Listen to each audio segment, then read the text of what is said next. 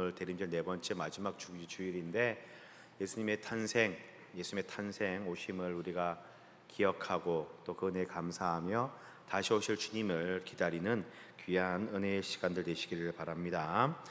자, 오늘 함께 말씀을 나눌 때에 예수님의 탄생에 대한 이야기를 좀 함께 나누려고 합니다. 이 이야기를 나눌 때에 우리 예수님의 탄생과 그 의미를 다시 한번 가슴에 새기고 또 우리 예수님의 은혜를 누렸던 우리 중요한 인물인 요셉처럼 그렇게 은혜 가운데 살아가는 모두가 되시기를 바랍니다. 자, 오늘 읽은 말씀 잘 알고 있는 그런 말씀이죠. 성령으로 잉태된 예수님에 대하여서 이야기를 하고 있습니다. 우리 예수님의 탄생은요, 우리의 상식과 어떤 이해를 넘어서는 그런 신비로운 사건입니다. 아시다시피 우리 예수님은 동정녀 성령으로 잉태되었습니다. 그리고 이 남자를 알지 못했던 마리아를 통하여서 동정녀의 몸을 입어서 이 땅 가운데 탄생하셨습니다. 자, 이 일은요, 우리의 상식을 벗어나는 일이고 또 어떻게 보면 창조의 섭리를 거스르는 일이기도 합니다. 자, 그러나 분명한 것은 우리 예수님은요, 분명히 말씀처럼 동정녀 처녀의 몸에서 탄생하셨고 인간의 몸을 입으시고 이 땅에 오셨습니다. 그리고 이 죄의 대속물로서 이 공생애를 사시다가 죽음에 이르시고 부활하셨습니다. 이 예수님께서 이 동정녀의 몸에서 탄생했다라는 것은요, 신학적으로나 또 역사적으로 그리고 우리 구원에 있어서 아주 큰 의미를 가지고 있습니다.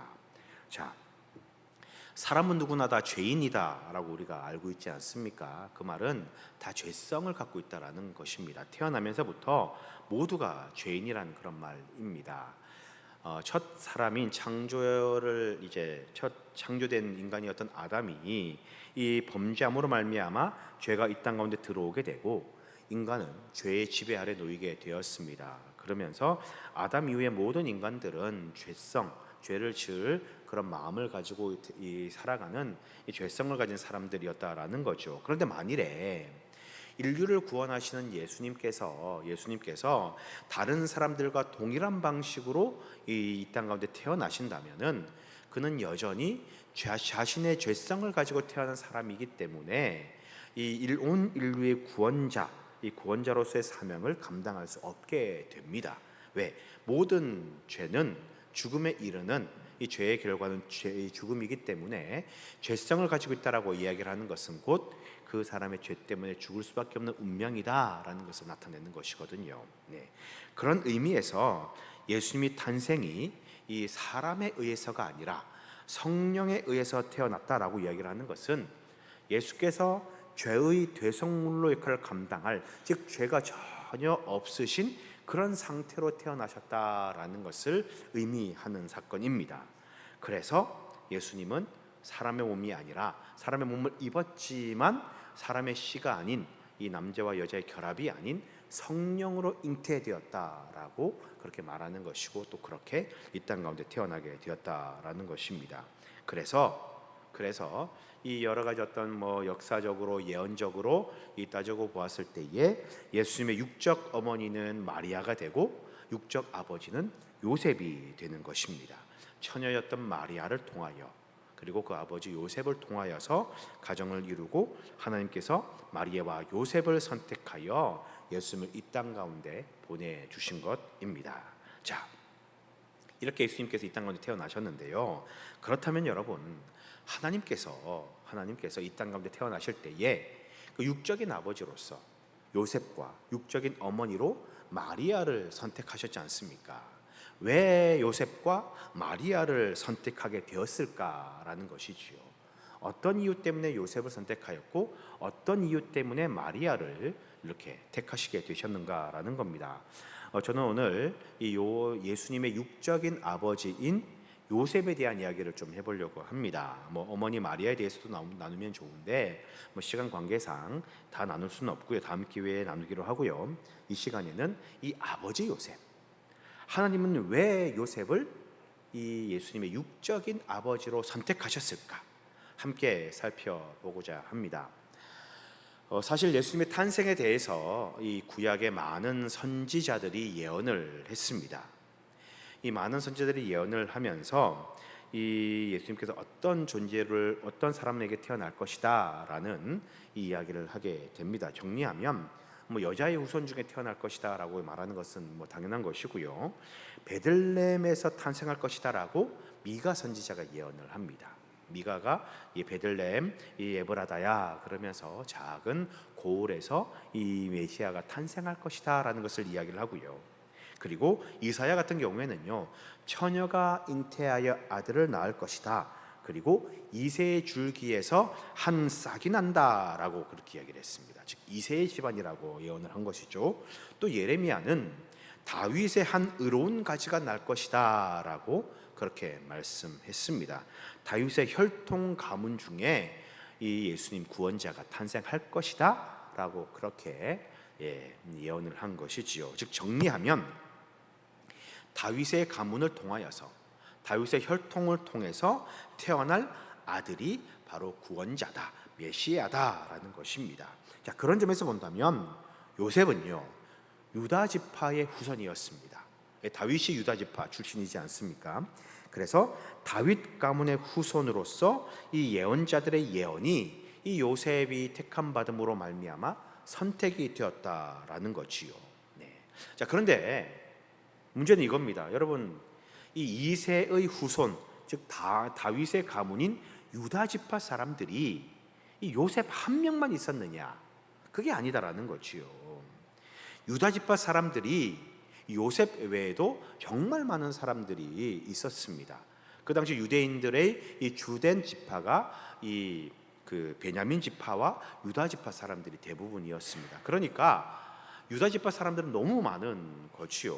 뭐 이런 겁니다. 제가 이 손가 집안 사람이지 않습니까? 저희 집안이 뼈대 있는 양반 가문이거든요. 그런데 그러면 그 가문이 적통을 이어 나간다라고 이야기했을 때에 저만 후손이 아니잖아요. 다른 후손들도 많고 자녀들도 많이 있습니다.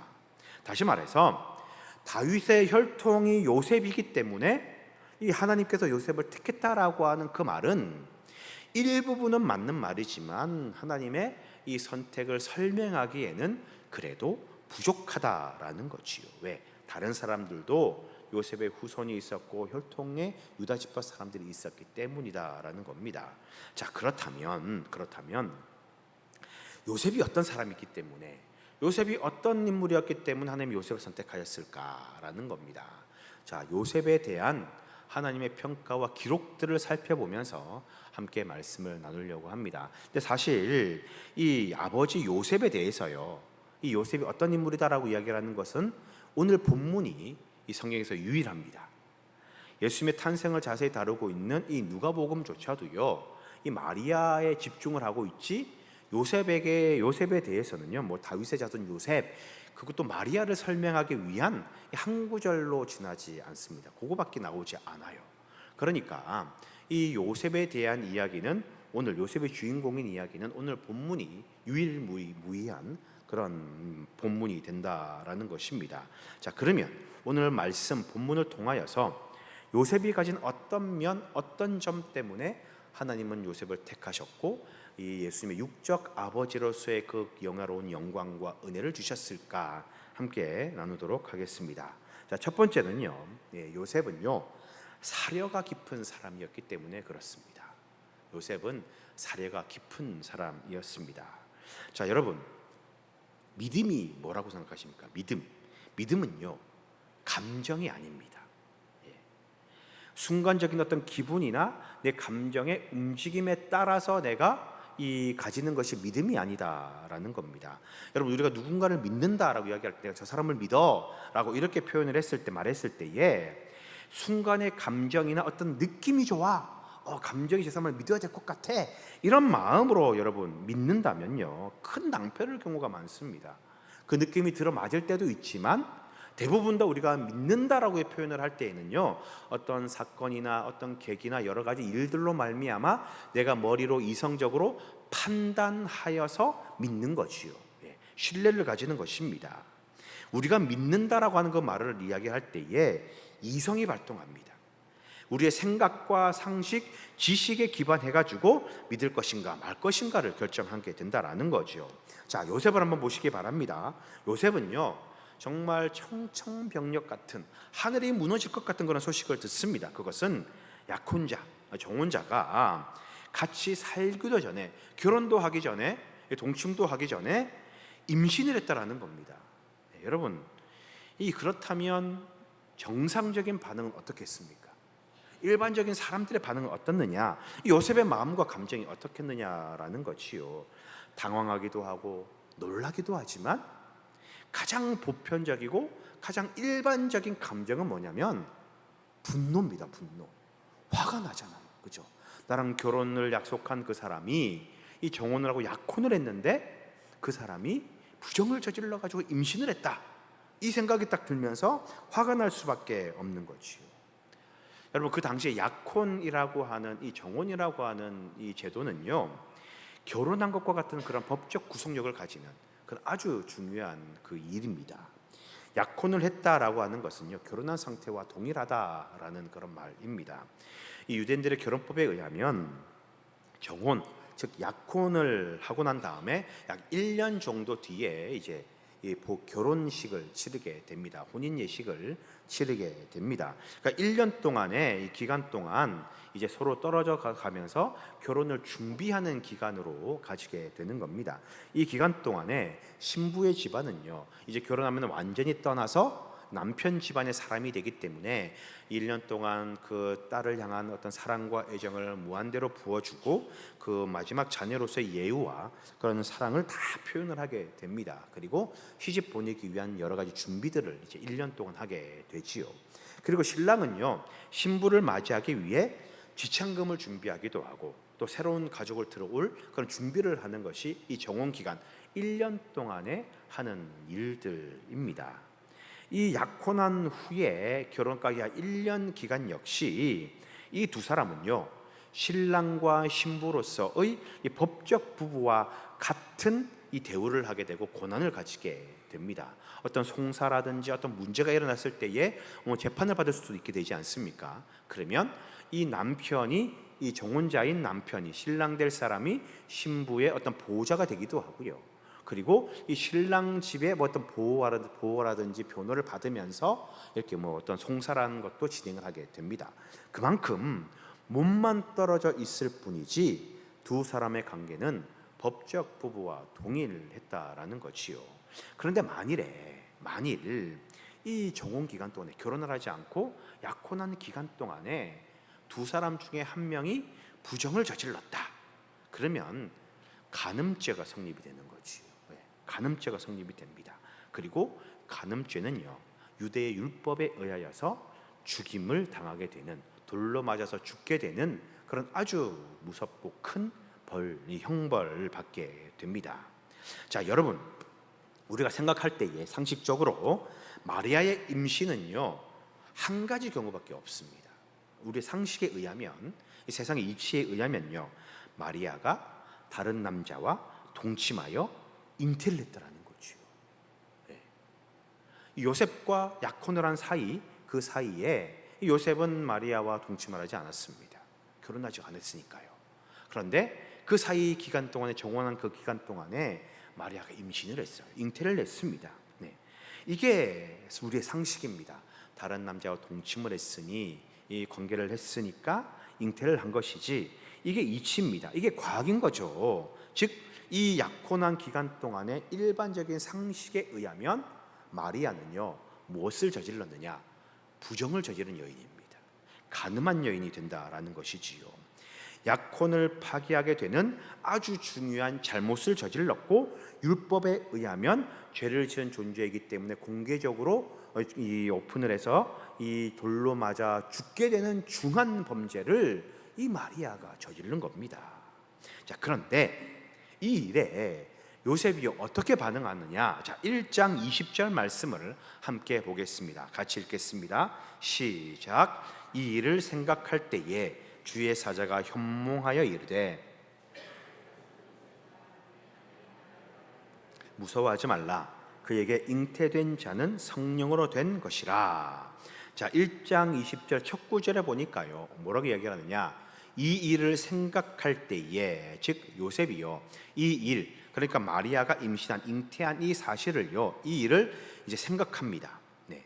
그리고 어떤 결정을 하게 되죠. 어떤 결정을 하게 되냐, 19절에 나오는데 이제 조용히 끊기로 결정을 하게 됩니다. 자, 여기서 이 일을 생각했다, 이 일을 생각한다라고 한 이 단어, 엔디메오마이라고 하는 말인데, 이 단어는요, 그냥 단순히 생각했다라는 게 아니라 깊이 고민하다, 심사숙고하다, 계속 생각을 거듭하다라고 하는 그런 뜻입니다. 즉 요셉은요, 이 일에 대하여서 어떻게 해야 될까, 내가 어떻게 대처해야 될까 깊이 고민하고 심사숙고하면서 이성적인, 감정에 휘둘리지 아니하는 이성적인 판단을 내리려고 노력했다라는 거지요.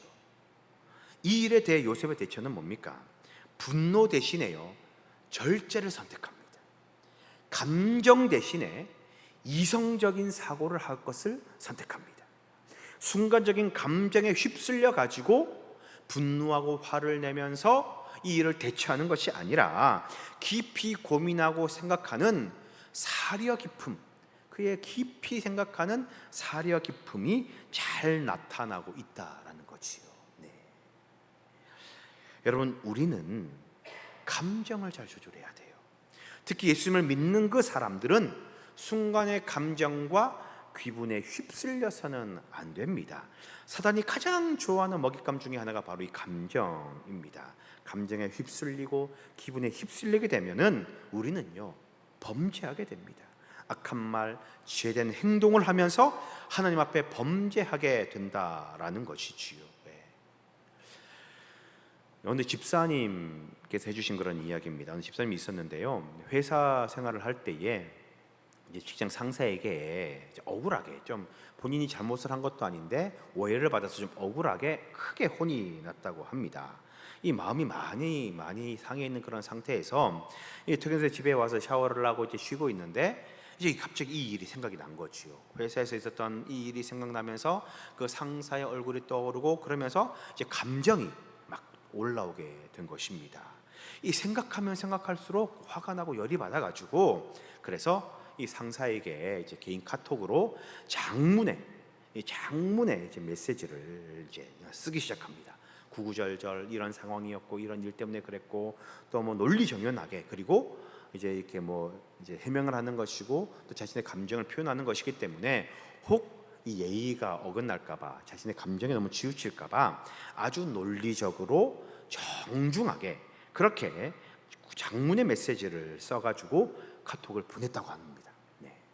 근데 보내고 난 다음에 다시 이 보낸 글을 읽어보니까 너무 예의도 없고 너무 감정적이고, 또 나는 나름대로 논리정연하게 그렇게 이제 예의를 차려서 보낸다고 했는데 정신을 차려보니까 그게 아니더라라는 거지요.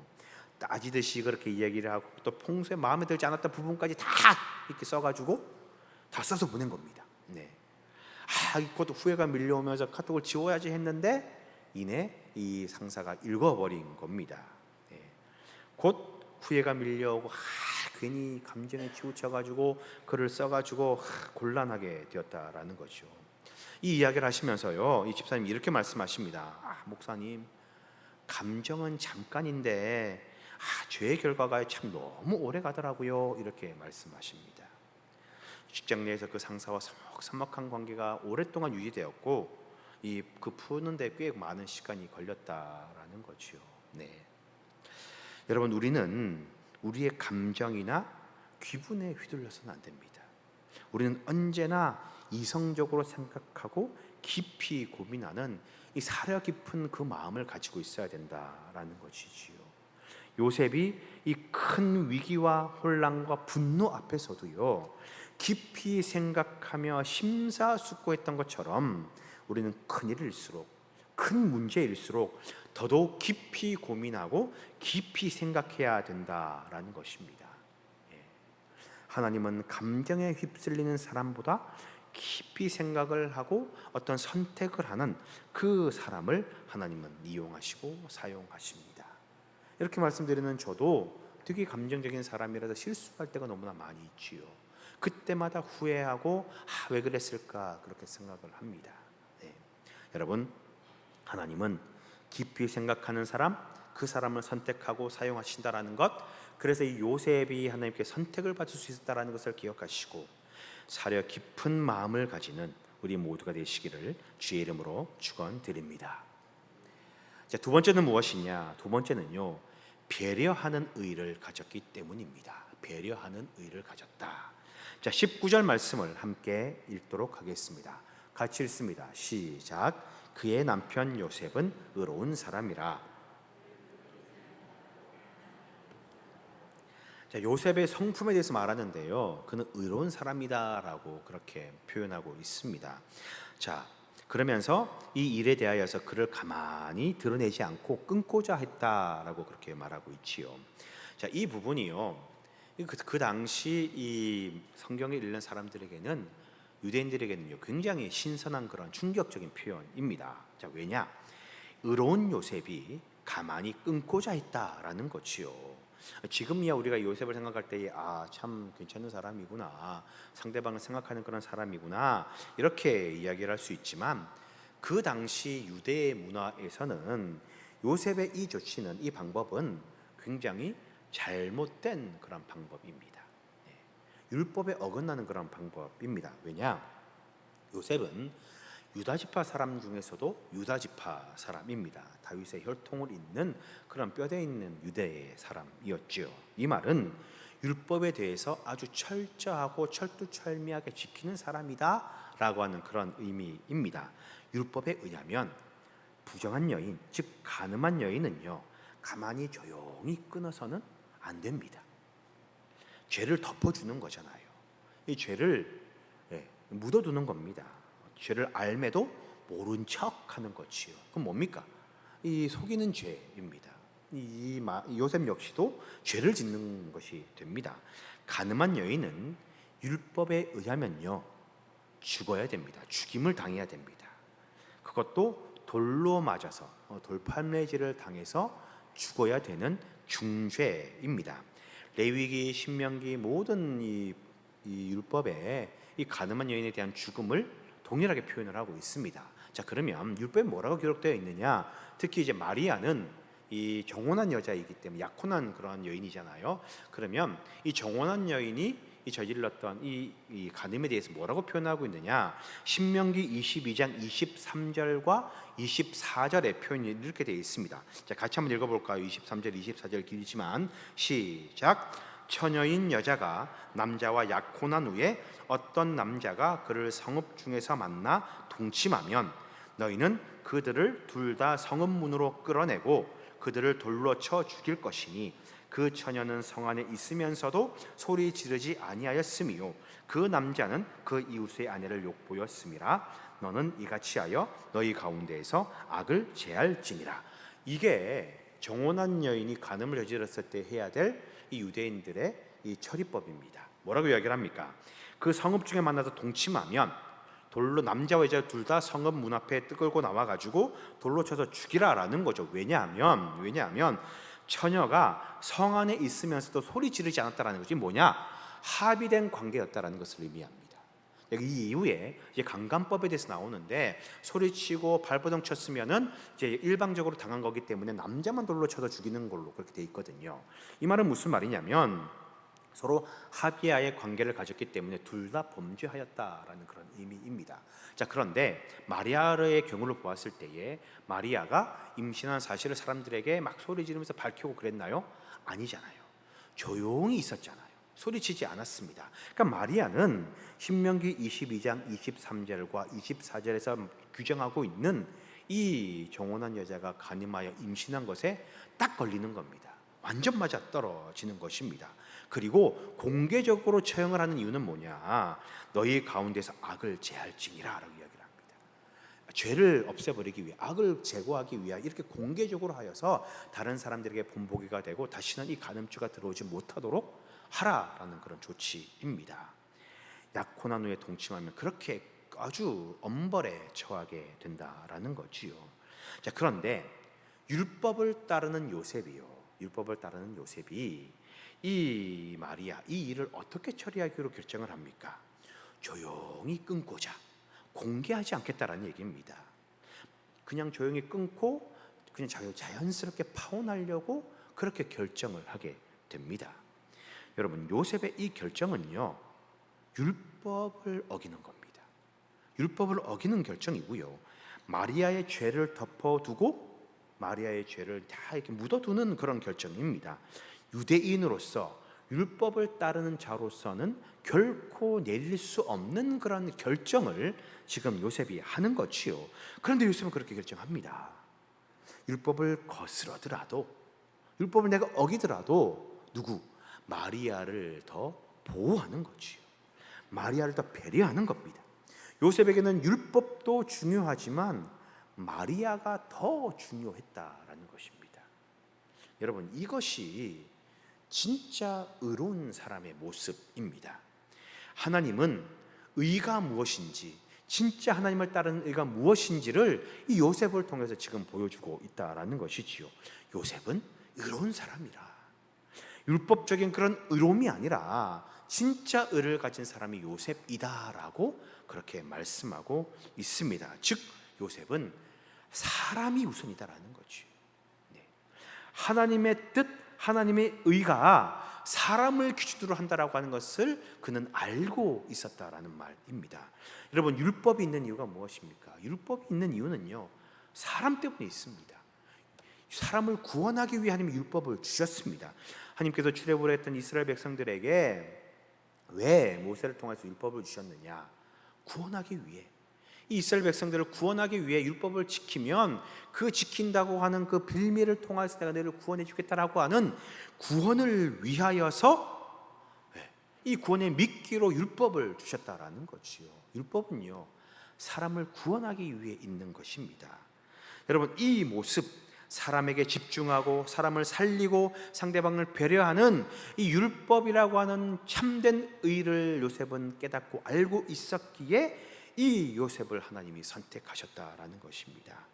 요셉이 가진 의는 그냥 율법만을 철두철미하게 지키는 그런 기계적인 그런 의로움이 아니다라는 것이요. 율법의 진짜 의미인 사람을 세우고 사람을 살리는 그것이 의로움을 알았기 때문에 요셉은 그렇게 선택하였고 실천하게 된 것입니다. 여러분, 우리가 잘 기억해야 될 것은 바로 이겁니다. 하나님의 관심은요, 사람이에요. 사람. 하나님의 중심은 언제나 사람에게 있습니다. 예수님이 오신 목적도 사람을 살리기 위함입니다. 사람을 세우고 구원하기 위하여 예수님이 이 땅 가운데 오셨다라는 것이요. 하나님의 목적은요, 언제나 사람입니다. 하나님께서 요셉을 택한 이유는 뭐냐? 그는 사람이라는 하나님의 목적을 아는 사람이었고 그런 배려와 그런 의를 가진 사람이었기 때문에 그렇습니다. 여러분, 이 요셉과 같은 사람이 중심인 의를 가지는 우리 모두가 되시기를, 배려하는 의를 갖추는 우리가 되시기를 주의 이름으로 축복합니다. 자, 그리고 마지막 세 번째는 무엇이냐? 요셉은요, 자발적 순종을 가졌기 때문에 그렇습니다. 자, 여러분, 잘 한번 생각을 해보자고요. 천사가 나타났습니다. 꿈에 나타나가지고요, 약혼한 마리아가 잉태를 했다. 그런데 성령으로 잉태를 했다. 이것은 이 구약의 예언을 이루기 위한 하나님의 이 예언의 성취다라고 꿈에 나타나가지고 요셉에게 말을 했습니다. 그 말을 들었을 때 여러분 어떤 생각이 드십니까? 어떤 목사님께서요, 마리아의 이 탄생을 이렇게 비유를 들어서 설명을 하신 걸 제가 들었는데 이렇게 말씀하시더라고요. 마리아의 처녀 잉태는 남자가 아이를 뵌 것과 똑같다, 이렇게 표현을 하시더라고요.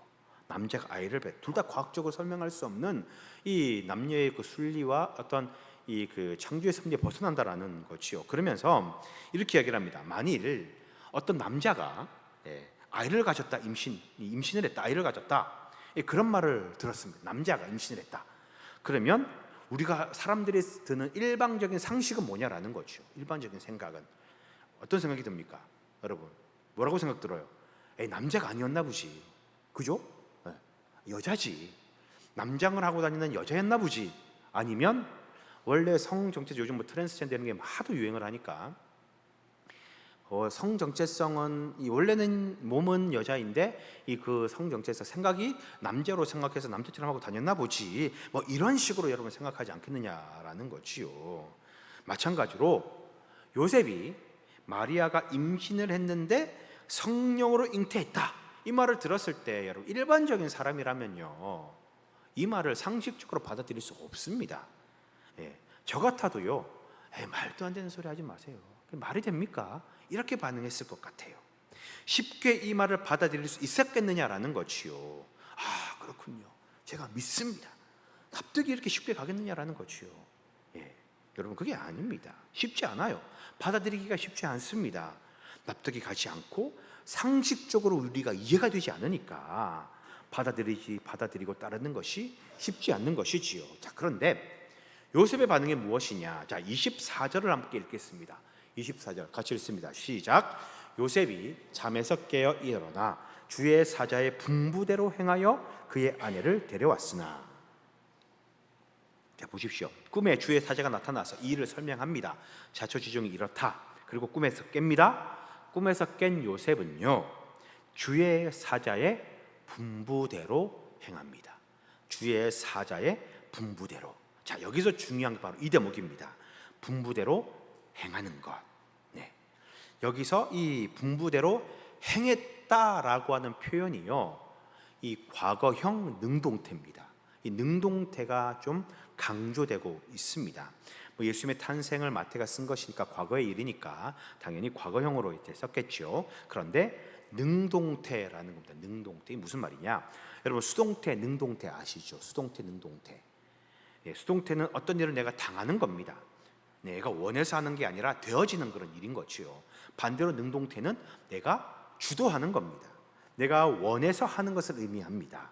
예를 들어서 내가 그림을 그립니다. 그림을 그리는데 이 능동태는요 내가 원해서 그림을 그리고 싶어서 그림을 그리는 거죠. 그런데 반대로 수동태는 어떤 겁니까? 내가 원해서가 아니라 어쩔 수 없이 그림을 그리는 거예요. 내가 그림을 그려지게 되었다, 이렇게 표현할 수가 있겠네요. 즉 분부대로 행했다라고 한 이 표현은 뭐냐면 자발적으로 행했다라는 그런 뜻입니다. 스스로 선택하여 행했다라고 하는 그런 표현입니다. 요셉이 어쩔 수 없이 억지로 마리아를 데려온 것이 아니라 어쩔 수 없는 상황에서 데려온 것이 아닌 그의 선택, 그의 자발적인 행동에 의하여서 임신한 정혼한 그 마리아를 데리고 왔다, 받아들였다라는 그런 말입니다. 여러분 이게 굉장히 중요한 의미입니다. 하나님께서 우리에게 그 뜻을 아무리 보이고요 어떤 특별한 계시를 내려주고 깨닫게 하지만 결국 그 뜻을 따르는 결정은 누가 하느냐? 우리가 하는 겁니다. 내가 하는 거예요. 듣고 순종하고 결단하고 따르는 것은 누구냐? 우리의 몫이다라는 겁니다. 그래서 구원에 있어서 우리의 역할이 중요한 것입니다. 하나님의 말씀이 선포되고 그 말씀에 우리의 감동이 생겨나게 되고 깨달음을 얻고 마음의 찔림을 얻고 어떤 결단이 일어나지만 실천하는 것, 그것은 나의 몫이다라는 거지요. 아무리 그런 깨달음과 마음의 찔림과 어떤 감동이 있더라도요 순종하지 아니하고 행하지 아니하면 아무 소용이 없는 것입니다. 요셉은요 마리아의 잉태 소식을 듣습니다.